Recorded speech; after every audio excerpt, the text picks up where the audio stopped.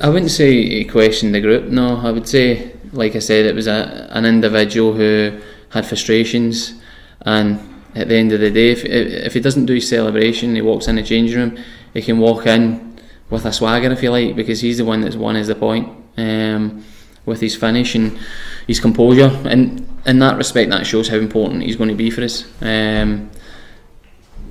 It's one of those, I think a lot of people think Nelson's more mature and older than he is. He's still got a bit of learning to do, and that's a prime example of it. But Nelson's a great character to have around this squad, and I'm sure he will be in the future. He's definitely known. I think some of the older boys had a chat to him and asked his point of view and things like that. And you do have sympathy for that, but with any player, you need to sit back and then think about the whole group. The manager, I think, hits the nail on the head when he says nobody's talking about Wes's ball or Nelson's finish. It's about the aftermath, which isn't good for the group. Through pre-season probably went too well in some respects, that you don't get beat. There's a few iffy parts of games, but you come through them.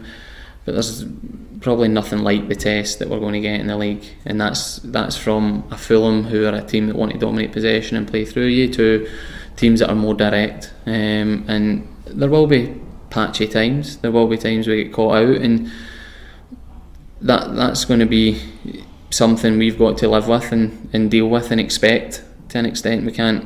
We can't maybe have a bad performance one game and we talk about what's went wrong and how we move it forward. We can't lose all confidence from that. I think we've got to build on it, learn from our mistakes, and when you come to the end of the season, we'll have come a far way. How frustrating has this start of the season been, having to serve the ban for the first 2 games? I mean, has that happened to you before, where you've had to sort of ban? No, I'm not that dirty a player, so no.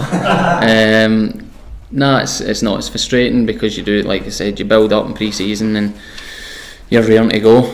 But it's one of those things I've had to deal with, and if you look at it from an individual point of view, it gives the boys ahead of me that head start to plant the seed with the manager. So I've just got to bide my time, and when I get my chance, take it. Just finally, in terms of your mindset and how you're feeling going into this season, maybe compared to last season here, how do you feel? I feel much better as a whole. I don't think settle's the right word, but last season there was ifs and buts if I would be here, and then when you're playing catch up, and the manager at the start of last season didn't see fit to play me a lot, which is always tough to come back from. But this season's been probably back to normality for me in terms of working hard through pre-season, getting fit, getting match fit, and then ready to go. Do you feel from Daniel that competition for places will be properly shared around? Everyone is properly playing for it? Yeah, the squad isn't as big as last year for a start, but I think it is pretty clear that you're in the running for a place. You've got to earn it, and when you do well, you'll stay in the team, and that's the kind of way the manager spoke from day one. It's going forward, that'll be the same case. Cheers, Steven. Thank you.